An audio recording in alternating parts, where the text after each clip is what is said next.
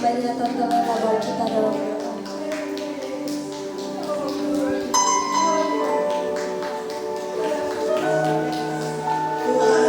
Kami mau izinkan Engkau berkarya, berbicara kepada kami pagi hari ini. Seperti pujian tadi, biarlah hanya Kau Allah dalam kehidupan kami. Tidak ada Allah atau ilah-ilah lain dalam kehidupan kami yang menjadi berhala bagi kami. Tapi satu titik kerinduan kami pagi hari ini, hanya Kaulah Allah satu-satunya dalam kehidupan kami yang mau kami puji dan kami tinggikan. Pagi hari ini kami rindu Engkau berbicara kepada kami sampai hati, sampai hidup kami puas oleh kebenaran firman-Mu Tuhan. Kami tidak akan beranjak sebelum kami mendengar Engkau berbicara kepada kami. Kami merindukan sesuatu, firman yang baru yang berasal dari Engkau untuk meneguhkan iman kami. Walaupun dalam kondisi situasi yang tidak mengenakan atau kondisi yang tidak Tuhan bersahabat dengan kami, biar kami mengatakan bahwa iman kami tertuju kepada Yesus. Satu-satunya penolong kami hanya Yesus. Satu-satunya tempat kami paling aman hanya Yesus. Satu-satunya sahabat sejati kami hanya Yesus. Biar kami bisa berbicara hal itu kepada pribadi kami Tuhan. Memotivasi kami, mengingatkan kami bahwa kasih-Mu begitu sempurna bagi kami. Terima kasih Bapa untuk hadirat-Mu. Kami telah memuji, memuliakan Engkau. Biarlah pujian tadi Tuhan menyenangkan hati-Mu. Dan saat ini kami rindu mendengar suara-Mu. Urapilah pendengaran kami, urapilah pemikiran kami, bahkan hati kami Tuhan. Siramilah dengan kebenaran firman-Mu Tuhan. Kami akan puas pulang dari sini setelah kami mendengar apa isi hati-Mu pagi hari ini kepada kami. Dan kami bukan hanya sekedar mendengar Tuhan, tapi kami melakukannya dalam kehidupan kami, mentaatinya di dalam kehidupan kami Tuhan. Terima kasih Bapa, kami percaya Engkau telah mengurapi hamba-Mu yang telah Kau persiapkan untuk Tuhan menyirami isi hati kami, untuk menyegarkan seluruh hidup kami, bahkan untuk menguatkan iman kami. Tidak ada tempat terkecuali di tempat ini Engkau telah mengurapi kami semua. Tidak ada hal-hal yang membuat hati kami khawatir dan Tuhan takut, karena Engkau yang menjaminnya Tuhan melalui kebenaran firman-Mu pagi hari ini. Terima kasih Bapa, saat kami mendengar firman-Mu, saat kami Tuhan Yesus membacakan firman-Mu, biarlah lingkungan juga bisa mendengarnya dan mereka juga mempercayai Engkau sebagai Tuhan dan Juru Selamat. Terima kasih, hanya di dalam nama-Mu yang kudus kami rindu, kami mau duduk diam di bawah kaki-Mu, dan kami mau taat kepada Engkau, Raja di atas segala raja. Terpujilah Engkau Allah kekal. Di dalam nama Yesus kami bersyukur dan berdoa. Amin. Silakan duduk, saya serahkan kepada hamba-Nya.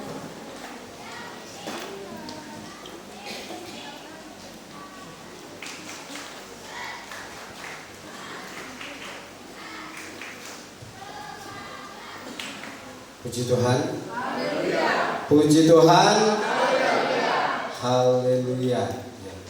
Terpujilah nama Tuhan kita yang dari dulu, sekarang, sampai selama-lamanya tidak pernah berubah.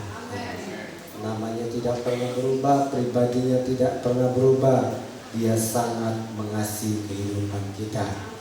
Dia Gembala Agung kita. Terbukti hari ini Dia tetap memelihara kita.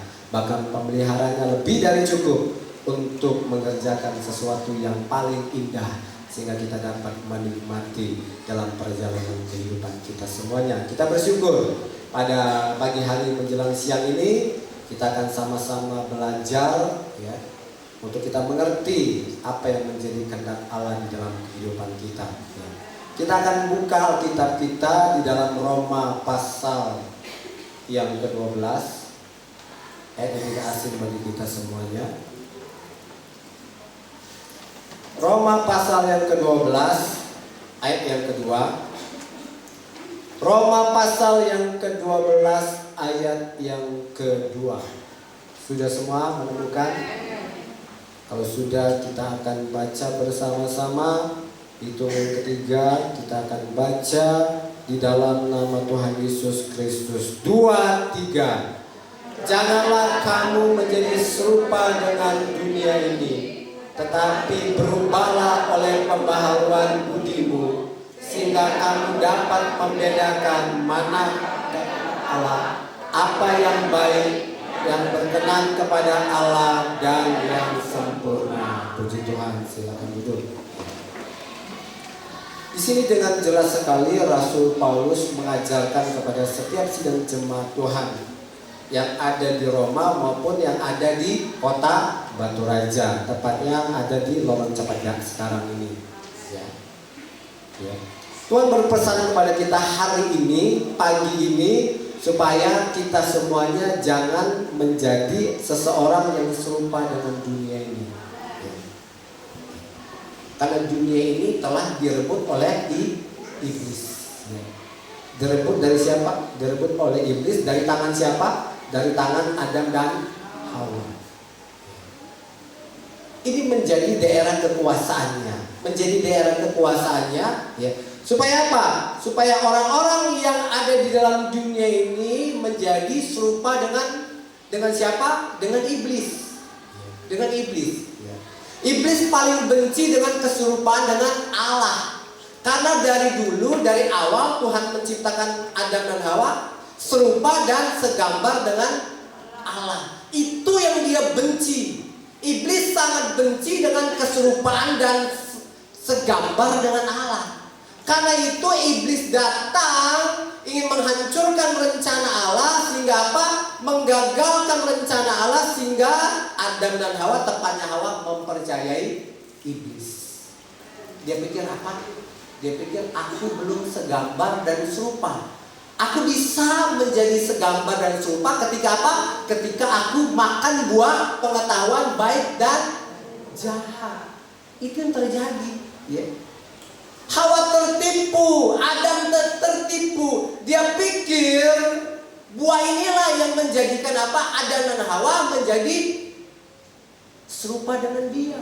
Salah besar. Itulah rencana iblis. Rencana iblis supaya apa? Manusia tidak menjadi segambar dan serupa dengan Tuhan Sang Pencipta dunia ini. Dia mau manusia itu jadi seperti iblis. Dia mau manusia itu pada akhirnya masa depannya bersama iblis di dalam neraka. Itu yang terjadi. Karena banyak sekali, ya, kebenaran-kebenaran yang diselewengkan oleh iblis. Diselewengkan oleh iblis. Itu yang terjadi. Ya.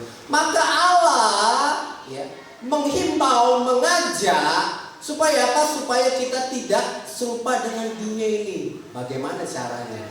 Ya. Caranya yaitu kita harus berubah. Tetapi berubahlah. Untuk kita tidak menjadi sama dengan dunia ini, alias tidak menjadi sama seperti iblis, ya. Yaitu kita harus, ya, memiliki prinsip, memiliki tujuan, yaitu saya harus berubah. Itu yang terjadi. Saya harus berubah. Tidak ada pilihan lain. Saya tidak boleh sama dengan dunia ini. Saya tidak boleh sama dengan iblis.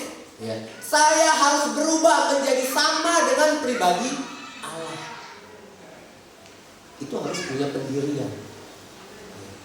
Itu harus punya tekad, kesungguhan supaya bisa berubah.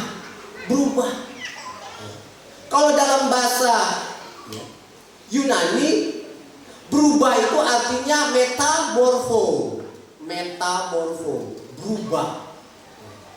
Berubah itu dari mana? Dari dalam dulu.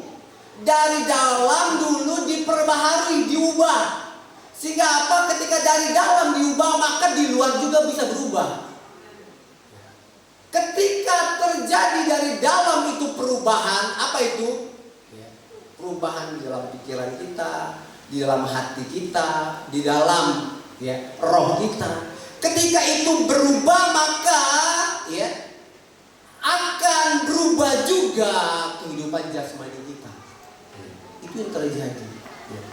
punya prinsip saya harus berubah. Saya tidak boleh sama dengan dunia ini. Saya tidak boleh sama. Saya ditebus, saya dimiliki Tuhan supaya saya berubah. Itu yang terjadi. Nggak mungkin kan? Ya. Kita dimiliki Tuhan Yesus tetapi sama dengan dunia. Kalau kita dimiliki oleh Tuhan Yesus berarti kita harus sama seperti Tuhan Yesus. Makanya Dia membeli kita, menebus kita dengan apa? Dengan darah, bukan dengan uang. Alat transaksi Tuhan Yesus bukan uang, tapi darah melalui kematiannya di atas kayu salib. Itu yang terjadi. Uang itu adalah alat transaksi murahan bagi Tuhan Yesus. Alat transaksi yang paling mahal adalah darah. Darahnya Dia harus curahkan. Dia beli kita, Dia miliki kita supaya apa? Supaya kita jadi sama dengan Dia, tidak sama dengan dunia, tidak sama dengan dunia. Itu yang terjadi. Sehingga dunia ini makin parah. Sehingga apa yang terjadi? Sehingga pernikahan antara laki-laki dengan laki-laki, perempuan dengan perempuan disahkan oleh pemerintah. Dan lebih parah lagi disahkan oleh siapa? Gereja. Gereja yang nikahin. Itu tidak sesuai. Tidak sesuai dengan gambar dan rupa Allah. Tidak sesuai. Siapa lagi kalau di gereja aja bisa terjadi seperti ini. Bahkan hamba Tuhan bisa memberkati pernikahan. Kacau itu yang terjadi. Makanya tidak main-main untuk berubah itu tidak bisa main-main. Harus serius supaya mengalami perubahan demi perubahan. Itu yang terjadi. Mari kita baca di dalam Lukas pasal yang ke-9.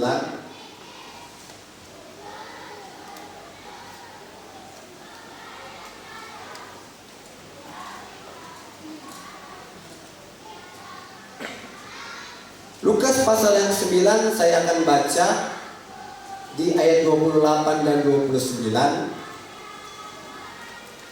Kira-kira 8 hari sesudah segala pengajaran itu, Yesus membawa Petrus, Yohanes dan Yakobus lalu naik ke atas gunung untuk berdoa.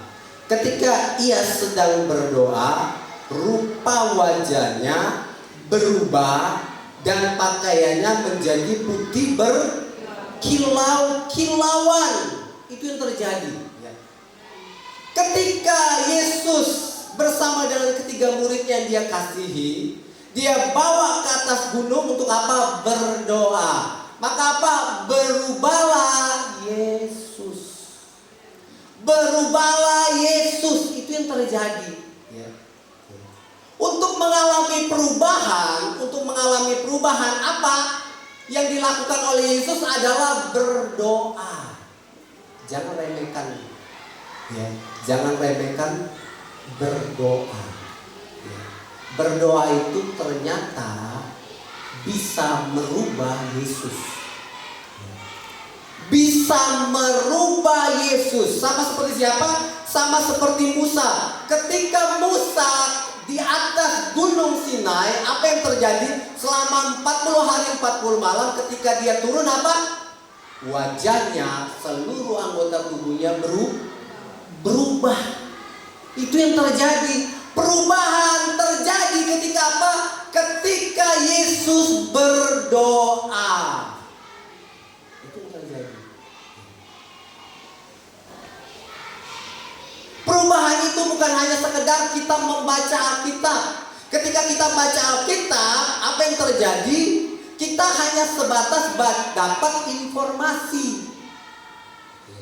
Dapat informasi. Itu yang terjadi.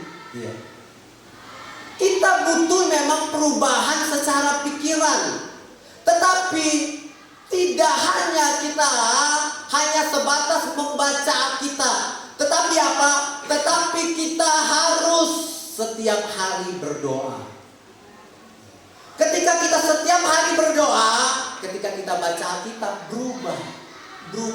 Apa yang terjadi? Berubah apa yang kita baca, apa yang kita dengar, berubah jadi iman. Timbul iman. Itu terjadi. Makanya iman timbul dari pendengaran akan firman Kristus.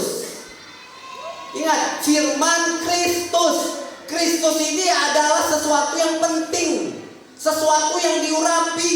Ya. Bagaimana caranya untuk diurapi? Yaitu dengan posisi berdoa.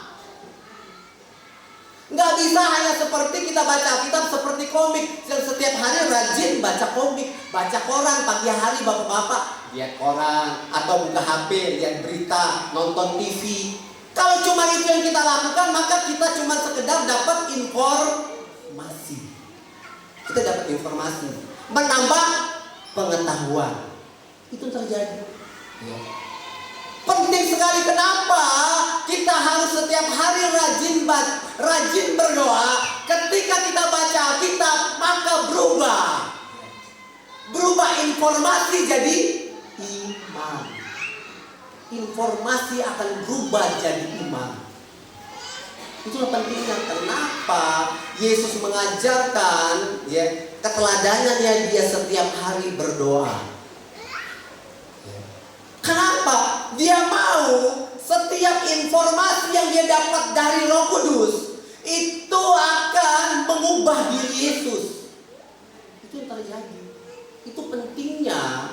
Kenapa Yesus harus berdoa? Dan ketika Yesus berdoa, maka berubah. Ada yang namanya sinar kemuliaan Allah. Ada sinar kemuliaan Allah. Metamorfoni ada dua, yaitu perubahan. Satu, transformasi. Yang kedua adalah transfigurasi. Dan ketika Yesus berdoa di atas gunung itu adalah perubahan secara transfigurasi, perubahan bentuk dan perubahan rupa. Kenapa? Dia bertemu dengan kemuliaan Allah. Dia bertemu dengan kemuliaan Allah. Itu yang terjadi. Itu pentingnya. Dan ketika kita bertemu dengan firman, ketika kita mendengar firman, maka kita berubah. Di dalam kita berubah, dapat iman. Itu terjadi. Imanlah yang akan mengubah hidup kita, sehingga kita tidak sama seperti yang dahulu. Imanlah yang menggerakkan kita, yang memampukan kita. Untuk kita apa? Untuk kita datang mencari Dia. Itu yang terjadi.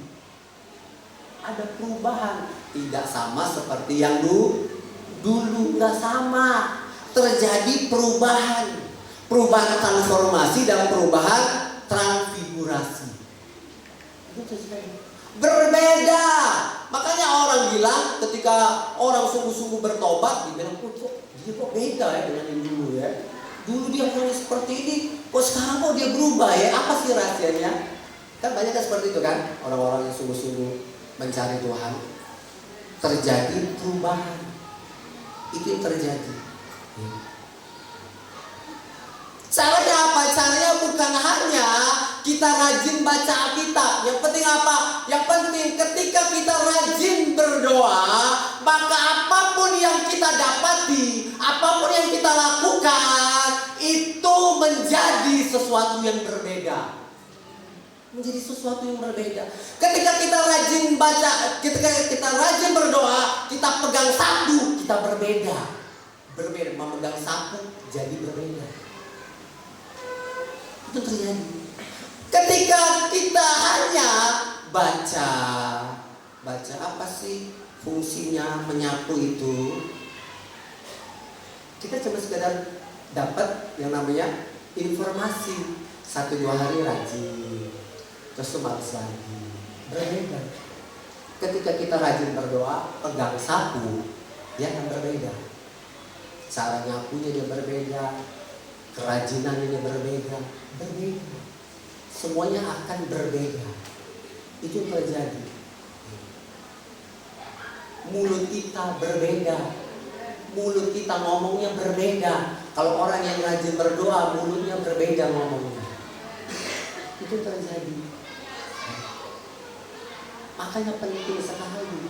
Kenapa kita harus berubah?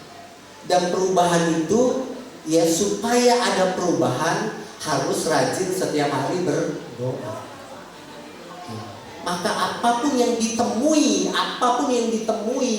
bagi kita, apapun yang kita pegang, apapun yang kita kerjakan, semuanya dijadikan Tuhan berhasil. Itu. Baik, baca Alkitab dibuat Tuhan berhasil. Maka apa? Karena Tuhan berikan iman. Itu terjadi. Maka apapun yang menjadi pekerjaan kita, ketika kita lebih dahulu mencari Tuhan berdoa, sebelum bekerja kita lebih dahulu berdoa, sebelum bekerja kita lebih dahulu bekerja, maka usaha yang kamu kerjakan dibuat Tuhan berhasil. Itu terjadi. Jangan sepele. Jangan sepele dengan berdoa. Yesus saja sudah menunjukkan buktinya ketika dia berdoa, perubahan terjadi. Perubahan itu terjadi. Kalau kita usaha belajar gimana ya supaya usaha sukses, banyak, tinggal kita searching di internet, kita lihat banyak cara. Tapi kalau Tuhan yang menggagalkan, kalau Tuhan yang tidak berkehendak, semuanya gagal. Itu terjadi. Kenapa? Karena ya kalau Tuhan tak mau, ya itu apa? Dia tahu ketika kamu berhasil, kamu akan jadi makin jahat. Yang kedua apa? Kamu tidak akan sanggup ketika kamu berhasil, banyak saingan. Ketika orang saingan, orang akan taruh jambi-jambi. Di usaha kita taruh jambi-jambi. Apakah kita kuat? Apakah kita kuat? Ketika orang ingin menjatuhkan kita dengan cara jimat, dengan cara apa? Apakah kita kuat? Hanya orang yang berdoa yang kuat. Hanya orang yang berdoa yang kuat. Itu yang terjadi. Banyak orang yang iri. Ketika kita sukses, belum sukses aja orang sudah iri. Nah ini buka saingan lagi nih. Nak mati wong ini. Buka saingan. Benar gak Bapak-Bapak? Itu terjadi. Cari bawa ya. Itu terjadi. Kalau kita nggak kuat berdoa, habis kita. Benar, habis kita. Itu yang terjadi. Penting sekali ya, kita berdoa sehingga terjadi perubahan. Perubahan demi perubahan terjadi hari demi hari. Hari demi hari perubahan yang terjadi. Ya. Dan di ayat yang tadi dalam Roma pasal 12 ayat yang kedua tadi, terjadi yang namanya 3 perubahan. Terjadi yang namanya 3 perubahan. Yang pertama apa? Yaitu kita dapat mengetahui apa yang baik, yang berkenan, dan yang sempurna. Artinya apa ini? Artinya adalah satu, perubahan yang pertama, kita akan menjadi orang yang baik. Bukan hanya tahu yang baik, tetapi kita jadi orang baik. Itu perubahan itu. Perubahan pertama bukan hanya tahu, tetapi saya jadi orang baik. Kamu mau apa-apain saya kalau orang baik, ya tetap orang baik. Nah itu. Ya. Kamu apa-apain saya, terserah kamu. Aku gak bisa dirubah. Aku orang baik, tetap orang baik. Yang kedua apa? Berkenan. Berkenan itu artinya apa? Menjadi pribadi yang menyenangkan Tuhan. Itu yang terjadi. Kita ini diubah Tuhan menjadi pribadi yang menyenangkan Tuhan. Yang ketiga, menjadi pribadi yang sempurna, alias sama dengan pribadi Bapa di sorga, sama dengan pribadi Yesus. Itu yang dimaksud. Kalau kita mau berubah, kita bisa berubah. Dengan cara apa? Dengan cara yaitu berdoa. Ketika kita rajin berdoa, maka apapun yang kita kerjakan dibuat Tuhan berubah. Dibuat Tuhan berubah. Itu yang terjadi. Semuanya jadi berubah. Tapi kalau kita sepele arti berdoa, maka sulit terjadi perubahan. Yang ada apa? C itulah. Sama dengan dunia ini. Itu yang terjadi. Sekarang saya kupas satu-satu. itu dapat membedakan yang namanya apa yang baik. Ya. Yang baik ini arti yang lebih pasnya ya, adalah menjadi pribadi yang berguna, benefit, ya. Menjadi pribadi yang berguna. Percuma baik kalau tidak berguna. Tuhan mau ya, kita ini menjadi pribadi-pribadi yang berguna. Apa sih itu? Ya, berguna. Ya. Mari kita baca di dalam 1 Korintus pasal yang ke-10. Kita akan baca bersama-sama.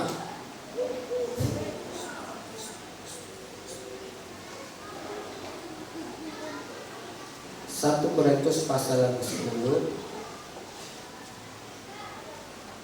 ayat yang ke-23. 1 Korintus pasal 10 ayat 23. Sudah semua? Kita baca 2-3.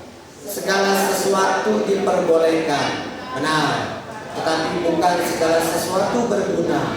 Segala sesuatu diperbolehkan, benar, tetapi bukan segala sesuatu membangun. Itu terjadi.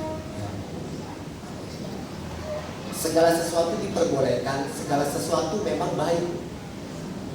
Kita pegang pisau baik nggak? Baik ketika kita pakai untuk masak, untuk motong. Tapi kalau pisau itu dipakai untuk uja orang, nggak baik kan? Atau untuk ngancam orang, nggak baik. Ya. Segala sesuatu itu diperbolehkan, segala sesuatu itu baik. Ya. Tetapi belum tentu berguna, belum tentu berguna. Kalau pisau itu hanya kita simpan di dalam laci aja, nggak pernah kita pakai, nggak ada gunanya. Itu yang terjadi.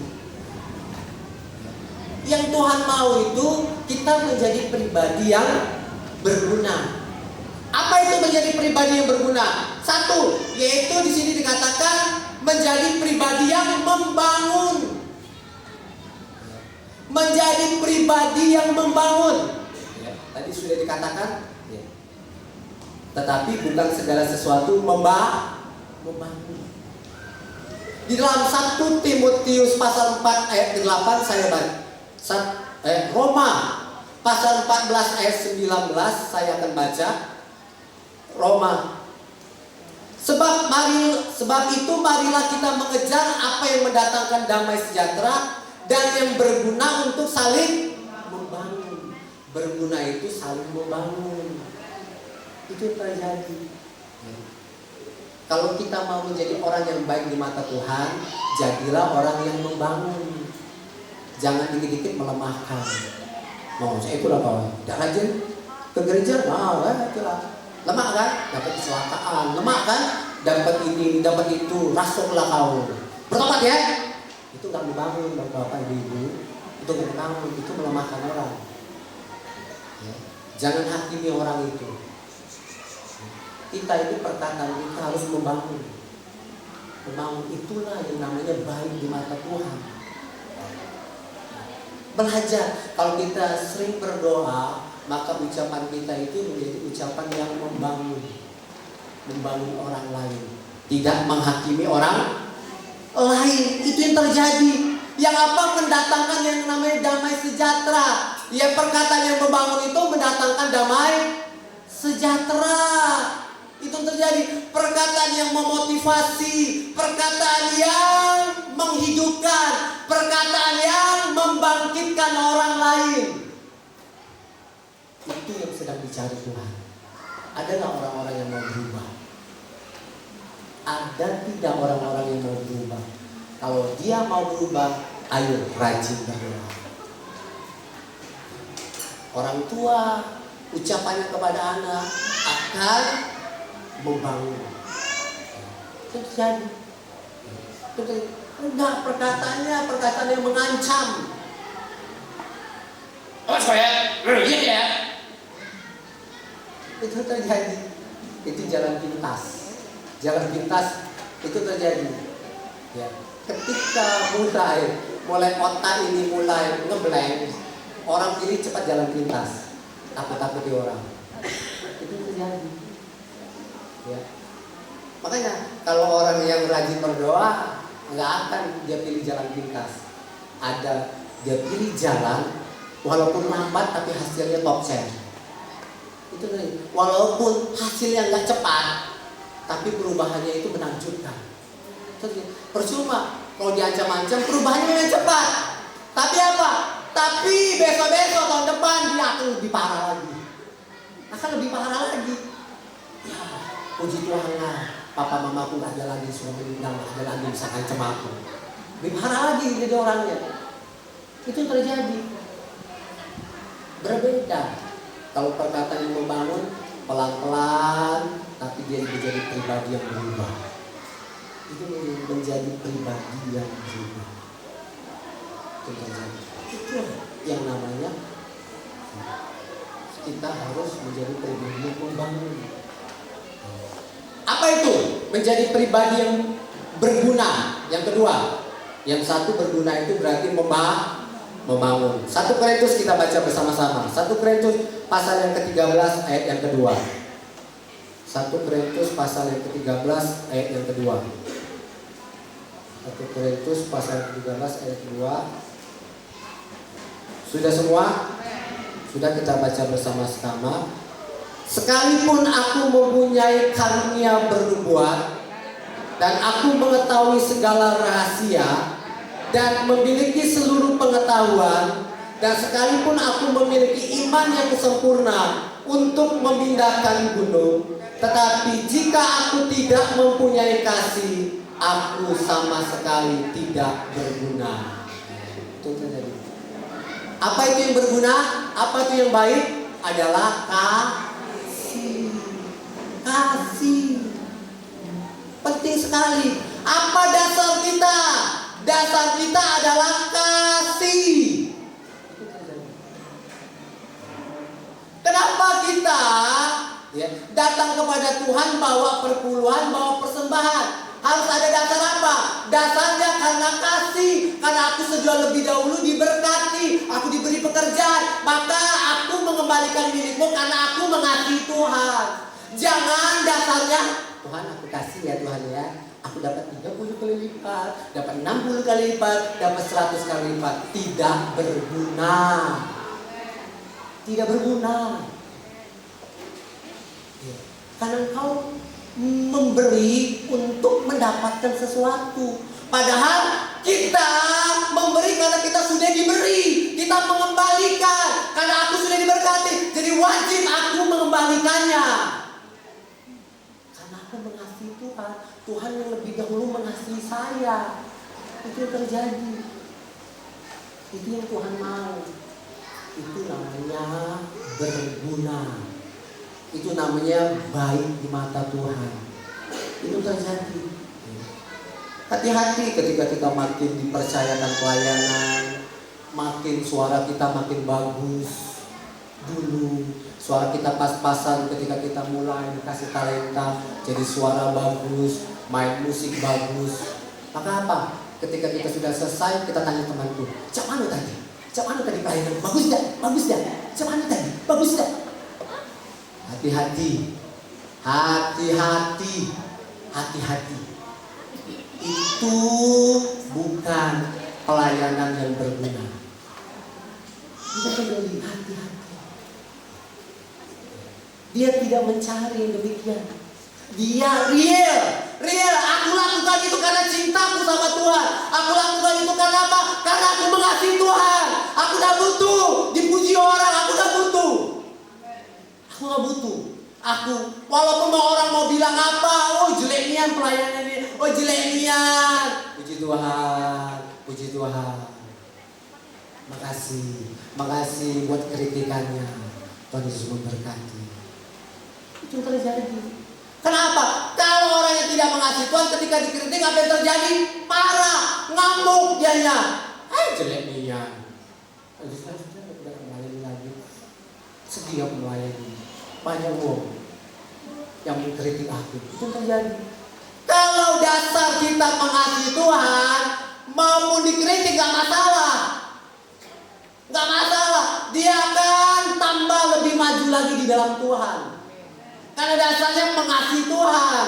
Karena dasarnya apa? Dia mengasihi sesama. Itu terjadi.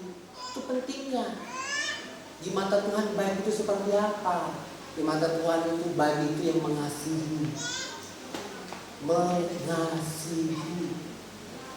Nggak cari embel-embel, nggak cari puji-pujian, nggak lemah ketika dikritik. Itu yang terjadi. Nggak ngambek, apalagi musuh. Sindir terus. Itu yang terjadi. Mengasihi Tuhan seperti itu. Ketika dikritik dia tahu, Tuhan, makasih Tuhan, aku sedang diproses menjadi yang lebih baik lagi. Itulah karena kasih, karena kasih itu yang terjadi. Itu Tuhan mau. Yang ketiga, berguna itu seperti apa sih? 1 Timotius pasal 4 ayat 8 kita baca bersama-sama. 1 Timotius pasal yang keempat ayat 8. Sudah semuanya? Kalau sudah, kita akan baca bersama-sama. 2, 3. Latihan badan terbatas gunanya, tetapi ibadah itu berguna dalam segala hal, karena mengandung janji baik untuk hidup ini maupun untuk hidup yang akan datang. Apa? Yang berguna itu apa? Beribadah. Beribadah itu ternyata adalah berguna dalam segala hal. Itu yang terjadi. Maka apa? Ketika kita rajin berdoa, maka mata hati kita, pikiran kita diubahkan sehingga kita mampu mengerti, mampu melihat ternyata ibadah itu adalah sesuatu yang berguna dalam segala hal. Bahkan apa? Ibadah itu mengandung janji. Bahkan ibadah itu memberi keuntungan yang besar. Itu yang terjadi. Makanya apa? Ketika orang rajin ke gereja, apa yang terjadi? Dia juga akan rajin datang beribadah. Hari Rabu ada ibadah apa? Kaum wanita. Ganti tahun pria. Hari Kamis ada ibadah apa? Ibadah PA. Nah, ibadah PA ini dikit yang datang. Hari Jumat ada apa? Ada tim doa, lebih dikit lagi tim doa. Hari Sabtu ibadah pemuda remaja, bersyukur rame. Hari Minggu jam 8 rame. Itu terjadi. Ibadah itu bukan cuma hari Minggu.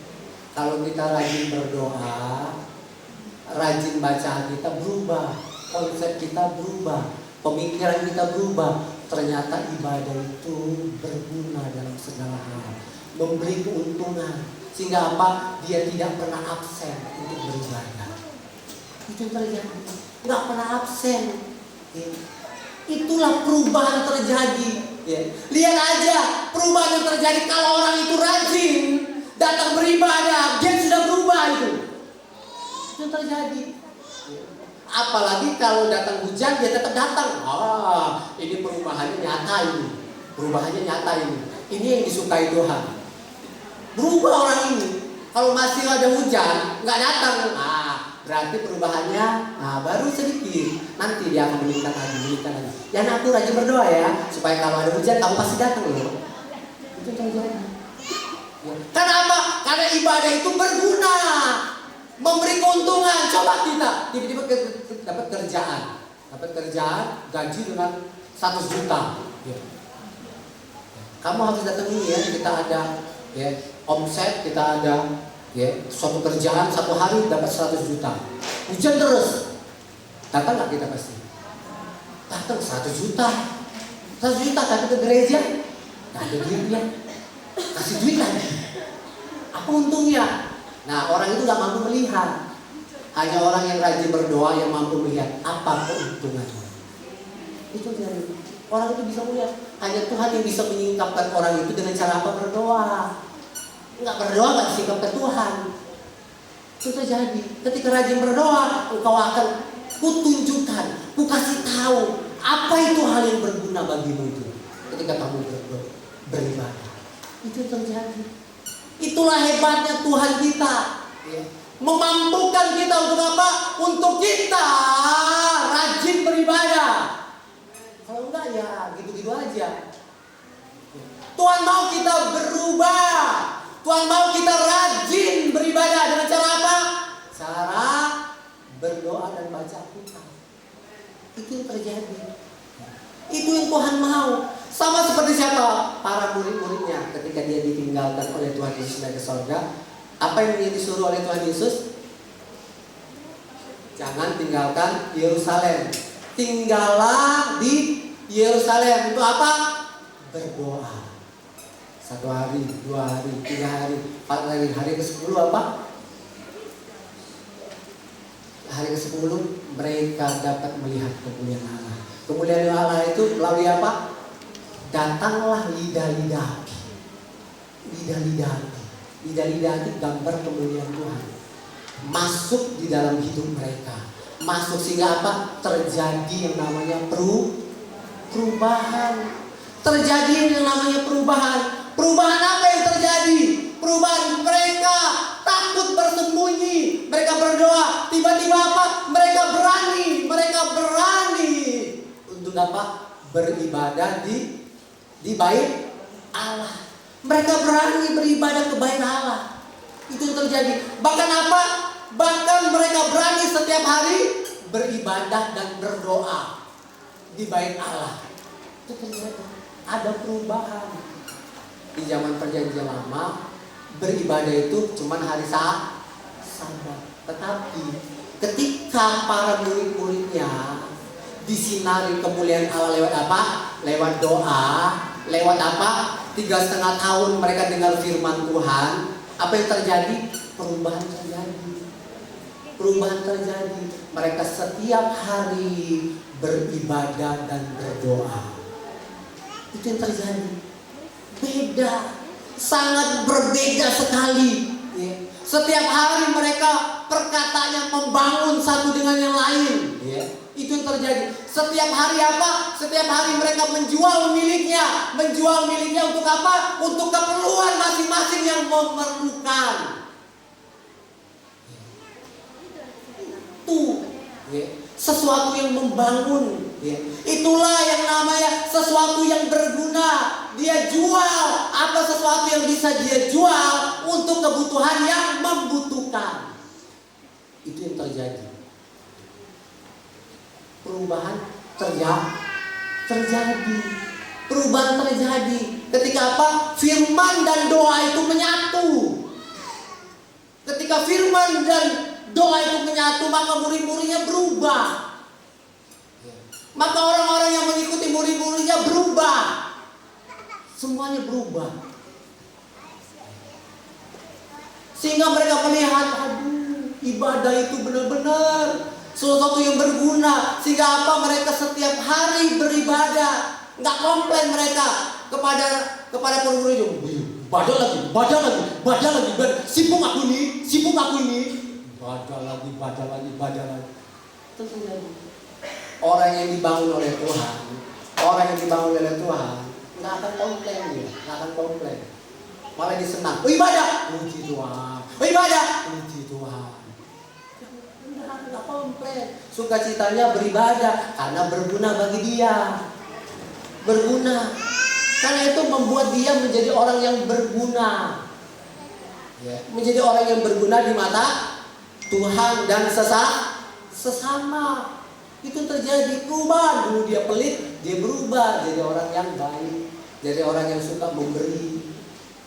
Berubah. Kalau tetap ke gereja tetap pelit,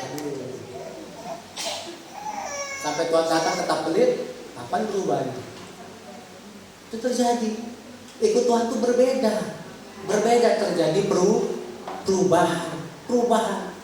Itulah mengapa Yesus menyuruh mereka untuk jangan tinggalkan Yerusalem, harus berdoa. Kamu harus bertemu dengan kemuliaan Tuhan. Supaya apa? Supaya 3,5 tahun kau mengikuti aku. Itu ketika bertemu dengan kemuliaan, itu dampak perubahan besar terjadi pada dirimu, murid-muridmu. Itu yang terjadi. Itu hebatnya. Yang kedua, itu sesuatu yang baik berguna. Yang kedua, menjadi pribadi yang menyenangkan Tuhan. Menjadi pribadi yang menyenangkan Tuhan. Itu berkenan itu artinya pribadi yang berkenan, yang menyenangkan hati Tuhan. Itu lebih sulit lagi daripada hanya sekedar menjadi orang yang berguna. Tingkatannya jauh lebih tinggi. Kenapa? Kalau yang menjadi menyenangkan itu spesifik sekali. Contoh, bapak-bapak. Bapak-bapak yang suka kopi. Siapa bapak-bapak yang suka kopi di sini? Bapak Silitonga. Bapak Silitonga suka kopi. Dia suka kopi. Saya mencoba menyukakan hati Pak Silitonga dengan menyediakan kopi. Kopi, saking saya pengen menyenangkan hati Pak Silitonga, aku buat kopi, kasih gula 5 sendok. Senang gak Pak Silitonga? Saya buat kopi, gulanya 4 sendok besar. 4 sendok yang besar. Senang gak Pak Silitonga minumnya? Tidak akan senang, kemanisan. Ini bukan kopi, ini gula kata Pak Silitonga. Itu demi cara menyenangkan itu spesifik sekali. Hanya orang yang benar-benar dekat dengan Tuhan, hanya orang-orang yang benar-benar rajin berdoa yang dapat mengerti sesuatu yang bisa menyenangkan Tuhan itu seperti apa. Bukan hanya mengerti, tetapi dia jadi orang yang menyenangkan Tuhan. Kalau cuma mengerti tetapi tidak bisa menjadi orang yang menyenangkan, percuma. Dia ngerti, sudah dikasih tahu, tetapi dia nggak mau melakukan, itu namanya percuma. Tetapi Alkitab ini mengatakan bukan hanya dapat membedakan, tapi kamu berubah menjadi pribadi yang menyenangkan Tuhan. Itu yang dikatakan di ayat ini. Bukan hanya mengerti, tapi menjadi pribadi yang menyenangkan Tuhan. Makanya bertanya kepada Bapak Silitonga, Pak Silitonga, Pak Silitonga itu suka kopi gimana? Nggak usah malu. Saya nggak usah malu sama Bapak Silitonga. Gulanya seberapa, kopinya seberapa banyak. Nggak usah malu bertanya. Yang namanya untuk menyenangkan Bapak Silitonga, jangan kita buat sendiri. Ya. Yang tahu siapa? Selain Pak Silitonga, yang tahu siapa? Istrinya. Itu. Kalau kita mau menyenangkan Tuhan, kita tanya sama siapa? Roh Kudus. Kita tanya sama Roh Kudus, ajarin aku dong, siapa mana aku menyenangkan hati Bapak ini. Roh Kudus akan dikasih tahu. Ya. Bukan hanya kasih tahu, tapi kasih kemampuan. Kasih kemampuan sehingga kau menjadi pribadi yang menyenangkan hati Tuhan. Itu yang terjadi. Itu pentingnya. Coba kita baca di dalam Roma pasal yang ke-12 tadi. Ya. Apa itu? Menyenangkan hati Tuhan itu. Roma pasal 12 ayat pertama saya akan baca. Karena itu saudara-saudara, demi kemurahan Allah, aku menasihatkan kamu supaya kamu mempersembahkan tubuhmu sebagai persembahan yang hidup, yang kudus dan yang berkenan kepada Allah. Itu adalah ibadahmu yang sejati. Ternyata apa? Ternyata ibadah itu adalah sesuatu yang berkenan, sesuatu yang menyenangkan hati Tuhan. Ya. Ingat, ada 3 di sini. Ibadah itu apa? 1, mempersembahkan hidup. Berarti ibadah itu adalah sesuatu, berarti kita ini masih hidup. Masih hidup, ya. Berarti masih bernafas, ya. Masih bisa bergerak. Suatu hidup berarti apa? Kita datang kepada Tuhan, memuji Tuhan, meloncat, menyembah Tuhan. Itu sesuatu yang hidup, orang mati gak bisa. Ya, itu baru apa namanya tadi? Itu namanya ibadah yang berguna. Baru ibadah yang berguna, yang mengasihi Tuhan karena landasannya mengasihi Tuhan. Yang kedua apa? Ibadah yang kudus, mempersembahkan yang kudus, berarti berbeda. Ya, berbeda. Ibadah kita dengan ibadah agama-agama lain berbeda, caranya berbeda, khusus. Kita perlakukan Tuhan itu secara khusus, itu yang kedua. Tetapi ibadah yang menyenangkan Tuhan itu adalah yang ketiga. Ibadah apa? Ibadah yang benar-benar berkenan. Apa itu ibadah yang berkenan? Itu yang namanya soal mempersembahkan. Mempersembahkan. Kalau kita kan biasakan satu, datang ke gereja, persembahkan tepuk tangan. nyanyian, loncat-loncat, penyembahan. Habis itu kasih duit, persembahan. Yang kudus berbeda lagi, ya. Yang kudus berbeda, ya. Harus tidak mengikuti cara-cara dunia, ya. Tampil berbeda, ya. Ibadah itu bukan hanya sekedar di gereja, tapi di luar juga, ya. Harus tampil berbeda. Jangan hanya di gereja alim, di luar nehi. Itu bukan ibadah yang kudus namanya. Itu bukan ibadah yang kudus. Di dalam, di luar sama. Itu ibadah yang kudus namanya. Yang ketiga, ini yang ketiga. Ibadah yang namanya soal mempersembahkan. Sama seperti pengalaman siapa? Sama seperti pengalaman Abraham. Kalau mau datang kepada Tuhan beribadah, tidak boleh dengan tangan yang kosong. Tidak boleh dengan tangan yang kosong. Berarti apa maunya Abraham di sini? Abraham anakku, aku mau kamu besok mempersembahkan anakmu yang sulung. Aku mau, karena itulah yang menyukakan hatiku Abraham. Padahal Abraham itu baru berapa tahun, belum lama sekali, baru disuruh Tuhan, Abraham suruh Hagar dan Ismail keluar dari rumahmu. Itu tidak aku sukai. Itu keturunan daging, bukan keturunan roh. Sebagai bapak, dia pasti sedih. Karena harus kehilangan terutama anaknya ini, darah dagingnya ini. Tapi dia rela meninggalkan. Satu, dia berhasil. Yang kedua apa? Ketika dia hendak beribadah kepada Tuhan, persembahkanlah anakmu itu. Baru kehilangan Ismail, Tuhan serahkan lagi. Apakah Abraham sedih? Tidak sedih Abraham. Abraham tidak sedih, nggak terluka, atau lagi nggak kecewa sama Tuhan. Nggak kecewa. Dia tahu apa? Inilah yang menyenangkan hati Tuhan. Saya harus mendahulukan apa yang menyenangkan Tuhan daripada apa yang menyenangkan diri saya. Seharusnya apa? Untuk menyenangkan Abraham itu adalah Ishak. Itu sesuatu yang menyenangkan. Kalau nggak ada Ishak, gimana keturunanku nanti? Gimana? Tapi apa? Abraham lebih memprioritaskan, lebih mementingkan kesenangan Tuhan daripada kesenangan dirinya. Itu hebatnya Abraham. Dia menjadi pribadi yang menyenangkan Tuhan. Ketika dia lakukan itu, apa yang terjadi? Kata Tuhan, tidak, jangan kau bunuh anakmu itu. Aku sudah mempersembahkan. Itu terjadi. Yang kedua, apa yang terjadi? Ketika banyak orang datang ke gereja, terutama di Kisah Para Rasul, ketika mereka datang, apa terjadi? Kendala. Banyak orang tidak suka. Apa yang terjadi? Ketika mereka beribadah, mereka harus menerima apa? Menerima konsekuensi. Ada yang dipenjara, bahkan ada yang dihukum mati. Sama siapa itu pertama kali yang dihukum mati di zaman Kisah Para Rasul? Ayo, siapa? Siapa di zaman Kisah Para Rasul? Ya, yang pertama kali dihukum mati. Stefanus. Itu saja. Itulah yang namanya ibadah yang sejati. Ibadah yang sejati itu tidak takut aku mati. Yang penting aku mau menyenangkan Tuhan. Enggak takut lagi aku miskin, enggak takut lagi aku bangkrut. Yang penting Tuhan aku sedangkan. Itu ibadah yang benar-benar berkenan di hati Tuhan. Dia punya tujuan hanya satu, menyenangkan hati Tuhan. Karena dia tahu dia tidak bisa, ya. Kita itu tidak bisa menyenangkan diri kita, ya. Kita tidak bisa menuntut orang lain, suami kita, istri kita, anak-anak kita, orang tua kita menyenangkan. Mereka tidak tahu cara menyenangkan kita.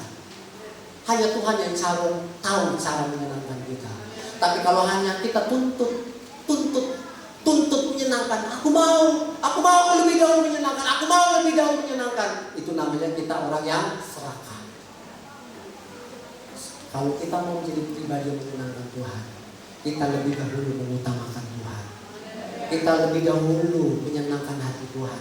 Karena Tuhan itu tahu apa yang menyenangkan bagi kita, dia tahu. Makanya Abraham itu gak khawatir sesuatu yang menyenangkan dirinya, gak khawatir. Dia tidak khawatir apa yang dia sembah itu. Tuhan tahu yang terbaik untuk Abraham. Dia tahu. Itulah yang namanya betapa pentingnya. Untuk kita dapat menjadi pribadi yang menyenangkan hanya oleh karena apa? Iman. Hanya imanlah yang mampu membuat kita berkenan di hati Tuhan. Itu terjadi. Hanya iman. Ketika kita berdoa, baca kitab, maka timbul iman. Maka iman itulah yang membuat kita jadi berguna. Bukan hanya berguna, tetapi ketika kita rajin lagi berdoa, rajin baca kitab, maka iman itu akan meningkat menjadi iman yang menyenangkan hati Tuhan. Itu menjadi iman yang menyenangkan hati Tuhan. Enggak lagi fokus untuk menyenangkan diriku. Kalau Tuhan, aku pengen ini Tuhan, aku pengen ini Tuhan, tetapi Tuhan hendak mulai jadi Tuhan. Aku mau apa yang Engkau senang itu yang lebih dahulu daripada keinginanku Tuhan. Aku mau keinginanmu yang dulu jadi nomor 1, baru keinginan aku. Itu yang Tuhan suka. Tuhan cari orang-orang seperti itu. Tuhan cari orang-orang yang benar-benar mau berubah, yaitu berubah menyenangkan hati Tuhan. Tidak hanya sekedar berguna. Ya, kenapa? Kenapa kita dituntut menjadi pribadi yang menyenangkan? Karena hanya pribadi yang menyenangkan nanti ketika kita datang kedua kali, maka Tuhan panggil kita, inilah anakku yang ku kenal. Ya, dia ini anakku yang ku kenal. Ya, Yesus 2 kali dikatakan, anakku, engkau berkenan di hatiku. Yesus menjadi pribadi yang dikenal oleh Bapa di surga. Daud menjadi pribadi yang dikenal. Abraham menjadi pribadi karena dia adalah sahabatnya Allah. Menjadi pribadi. Kenapa kita dituntut untuk menjadi pribadi yang menyenangkan? Karena hanya pribadi yang menyenangkan itulah menjadi pribadi yang dikenal oleh Tuhan. Menjadi pribadi yang dikenal oleh Tuhan. Kalau sekedar berguna tidak dikenal Tuhan, tetapi menjadi pribadi yang berkenan, itulah menjadi pribadi yang dikenal Tuhan. Ayo anakku, ya, mari kita bersama-sama masuk dalam kerajaan surga. Aku kenal kamu karena setiap hari kamu belajar menyenangkan hatiku. Walaupun kamu pernah salah 1, 2 kali, 3 kali, 4 kali, 10 kali, 100 kali, aku tahu kamu tetap berusaha menyenangkan hatiku. Kamu segera bertobat. Itu yang dimau oleh Tuhan. Kau orang yang ku kenal. Itu yang Tuhan mau dalam kehidupan kita.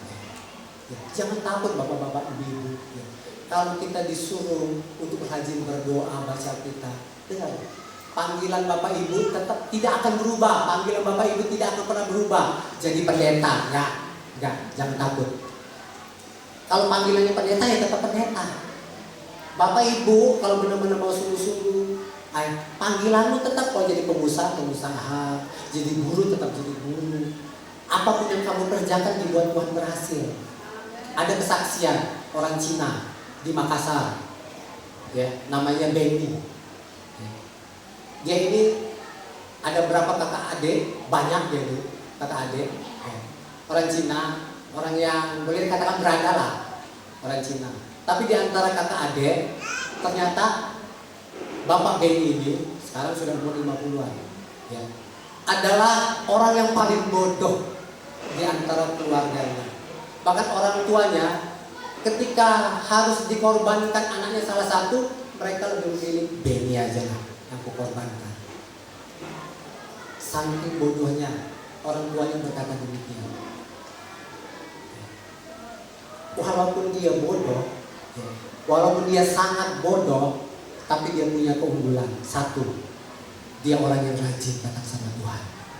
Dia orang yang rajin baca Alkitab, dia orang yang rajin berdoa, rajin beribadah. Dia pikir apa? Dia tidak punya masa depan. Dia mencoba berusaha lewat usaha, modal yang diberikan orang tuanya. 10 kali dia berusaha, 10 kali dia bangkrut. Memang awalnya berhasil, nggak lama kemudian ditipu orang, bangkrut. Tipu orang. Makanya bapak mamanya, aku kok bisa melahirkan anak yang bodoh seperti ini. Sudah bodoh masih rajin lagi datang ke gereja. Sudah bodoh rajin datang ke gereja. Dapat apa kau? Malah kau kasih terus ke gereja. Dapat apa kau? tapi dia tidak pernah menyerah. Oleh karena apa? Iman. Oleh karena iman dia sering doa dan baca Alkitab. Ya. Makanya dia tidak menyerah walaupun dikata-katain, walaupun dikorbankan, nggak masalah. Nggak masalah. Itu terjadi. Ya. Dia sampai stres, Tuhan, apa salahku Tuhan? Aku ini sudah rajin mengembalikan milikmu Tuhan. Engkau tahu dasar hatiku. Tiba-tiba Tuhan bicara, aku sedang menguji engkau anakku. Aku sedang menguji engkau. Sekarang waktunya engkau kuangkat Tuhan. Sekarang engkau waktunya aku promosikan. Akhirnya sekarang apa? Dia jadi orang kaya di Makassar. Dia punya mall di Makassar. Orang yang bodoh. Bayangkan, orang yang bodoh. Segala sesuatu dia tanya Tuhan. Segala sesuatu dia tanya Tuhan. Segala sesuatu dia tanya Tuhan. Akhirnya apa dia sekarang? Saking hebatnya dia jadi penginjil, evangelis. Melalui kesaksian dia, maka apa? Maka banyak orang-orang miskin bertobat. Kenapa? Dia orang-orang miskin nggak mampu, terutama yang bibirnya sumbing. Sudah, bawa rumah sakit, aku yang bayar. Orang miskin dia benar-benar bantu, dia benar-benar membangun hidupnya. Kenapa? Jadi apa? Banyak orang miskin bertobat. Itu yang Tuhan sedang butuhkan.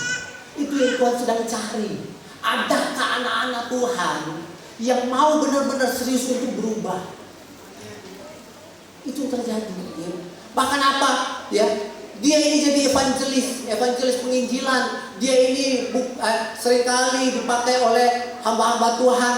Ya, jadi pembawa ya, pemberita kebenaran, ya, pengkhotbah KKR, ya. Bahkan dia mengumpulkan pengusaha-pengusaha, mengumpulkan jemaat-jemaat yang mau buka usaha. Dia tatar pengusaha-pengusaha itu bagaimana menjadi pengusaha yang berkenan di hati Tuhan, menjadi pengusaha yang berguna di hati Tuhan.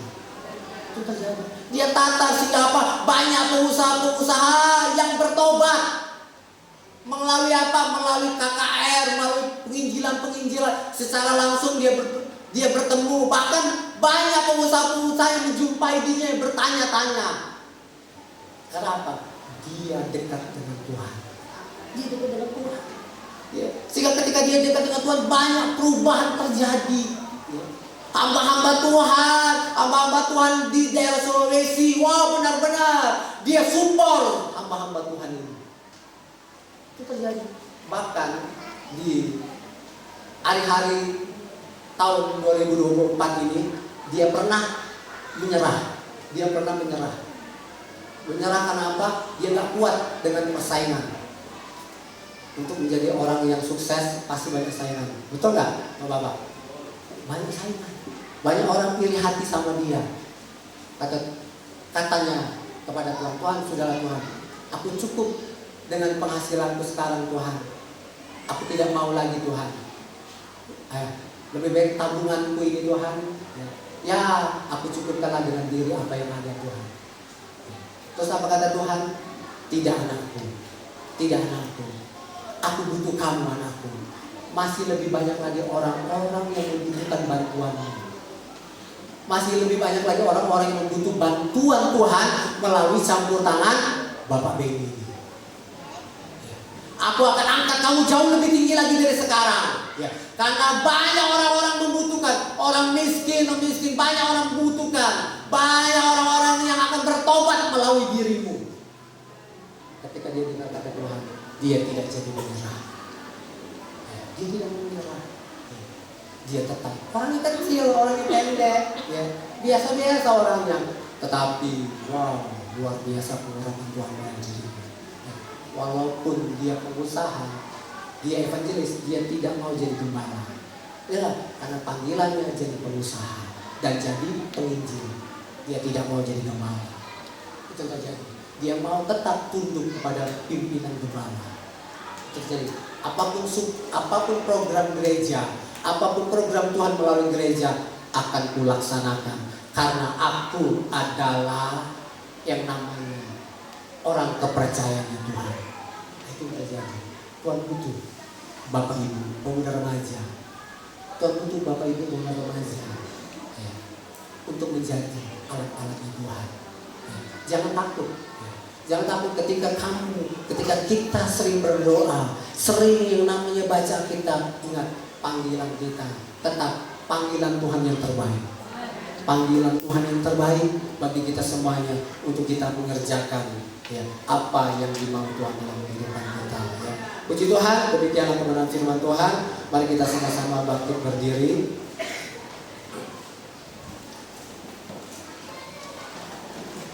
Baru pertama kali saya bertemu dengan Ayub di versi perjanjian baru, di versi zaman akhir zaman ini. Itu Bapak Beni. Ternyata masih ada orang-orang seperti ini. Tuhan dapati masih ada anak-anak Tuhan yang mau berubah. Dan hari ini Tuhan sedang mencari apakah Bapak Ibu atau pemuda remaja di sini sedang berkata, Tuhan, ini aku Tuhan. Ini aku Tuhan, aku mau Tuhan. Mau menjadi apa sesuai dengan keinginanmu. Terlebih lagi mau menjadi sama seperti rencanamu Tuhan. Mari kita angkat pujian. Ku mau menyenangkan Tuhan, ku mau menyenangkan.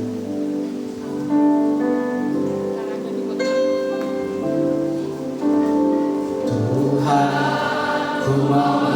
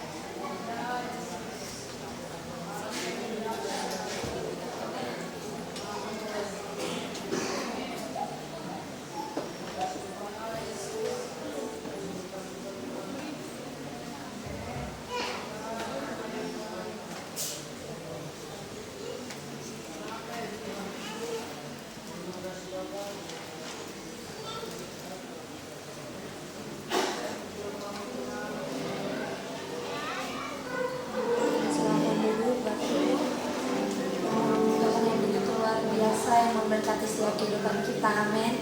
Biasanya kita akan menjalankan korban persembahan. Persilakan pada yang bertugas untuk Maria.